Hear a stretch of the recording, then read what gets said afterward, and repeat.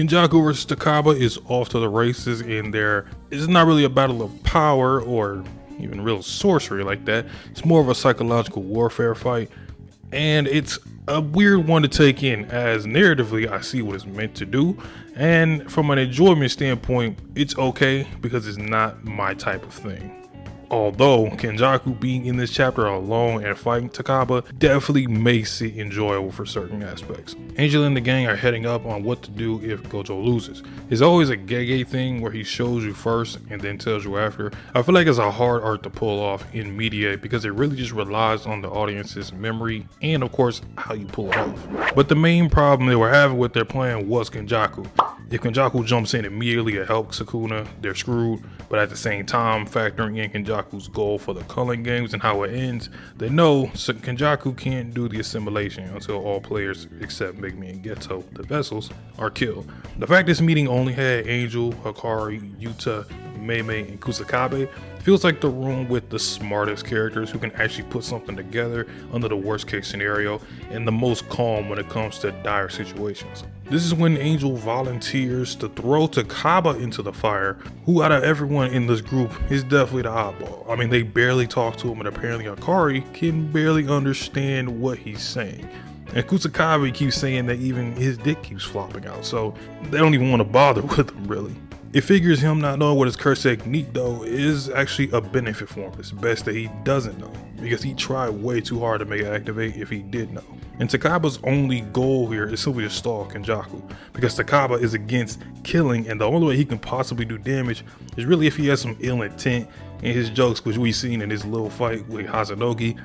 He just doesn't like hurting people like that, unless he has to, which even then it seems more so he'll beat them with brute force rather than with his jokes. Takaba is literally playing Kenjaku's bug spirits. He's just toying with them. Comedian is all about negating the curse technique's effect. This curse technique is something Kenjaku, with his 1,000 years worth of knowledge, has never seen before. And he has to be careful or that knowledge will be meaningless. Takaba even put a damn American flag bandana and sunglasses on Kenjaku like he's a biker. I feel like there's another reference here. I probably have not seen it before, and which I'm assuming he just imagined it on him. But of course, after Takaba introduced himself to Kenjaku, Kenjaku does what he does best other than being intelligent and a murderer: talking shit.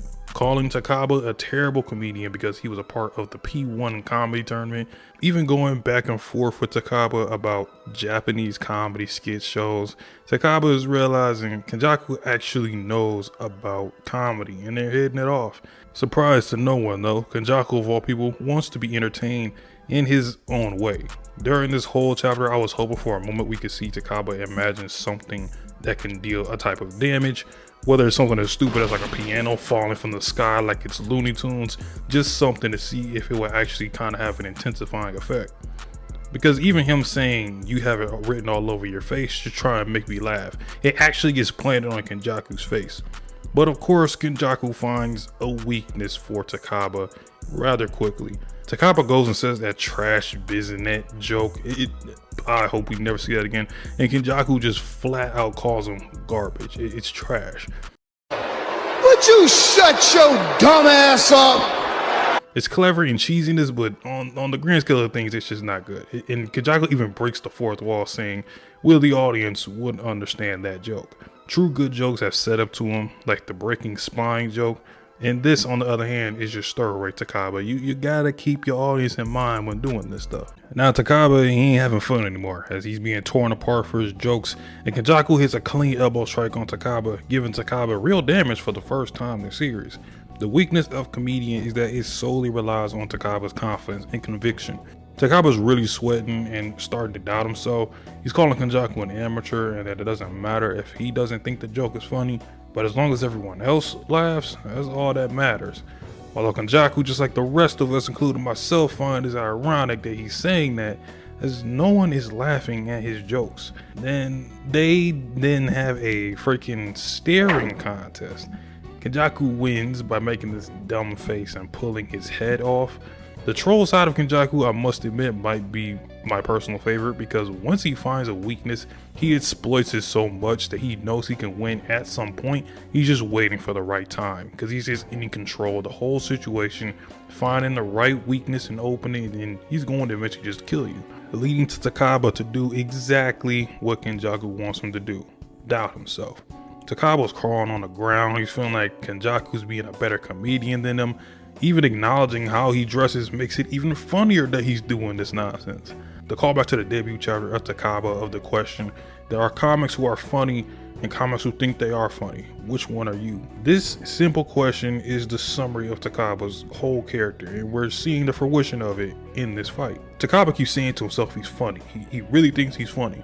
But once he saw Hazanuki's body out that bush, I think reality and despair hit Takaba at the same time. He's facing someone that will ruin his dream and end his life. Kenjaku telling him to laugh. You're a comedian, aren't you? As he's looking down at him, just laughing at him, making fun of him. It's just so cold, and he feels like Kenjaku is getting ready to put him out of his misery. As Takaba isn't having fun anymore, as a dead body in pain and carnage isn't exactly amusing to people. I think this fight is definitely gonna get wrapped up in the next chapter, as it feels like this shouldn't be going on for too long. And Kenjaku's more than likely, I don't know if he's even really gonna use his domain expansion. I don't even think the guy was really worth it like that. Although I wouldn't be shocked if Yuta comes in and helps. But at the same time, you also gotta think, do you want Yuta and everybody fighting Sukuna? It makes sense on paper, but at the same time, you just can't leave Kenjaku out there. So I think this fight will conclude in Takaba. I don't know if he's gonna get like I don't want to say a power up, but more so of a confidence boost from this. Although from what we're looking at, he's just not in the right headspace to succeed. So I'm curious as to how Gege is going to map this out for Takaba's. I'm assuming death is coming, as he's more of a sacrificial pawn than he is an actual force to be reckoned with. Although I feel like we're going to see the strongest form of Takaba's technique next chapter, as honestly I would feel like it would be a cool plot to it if Takaba actually used some form of dark humor, as Kenjaku's making him see Hazanuki's dead body and he's being pushed around, he's looking evil at him. I feel like this would be a perfect opportunity if Gege knows about it. I'm sure he does at this point, looking at what he's been drawing. He can do something like that. Or hell, maybe Takaba spawns something to help fight Kenjaku. I don't know. This fight doesn't seem like it's going to be long, but at the same time, I don't really know what's going to happen. So we'll see going into the next chapter. Subscribe if you want more JK content that is coming similar to this. I got chapter reviews as well as stuff that's kind of following the anime as battle analysis and fights for most of the big fights or stretches that's happening in the Shibuya art that's being animated right now. Leave a like. I'll see y'all in the next one. Peace. How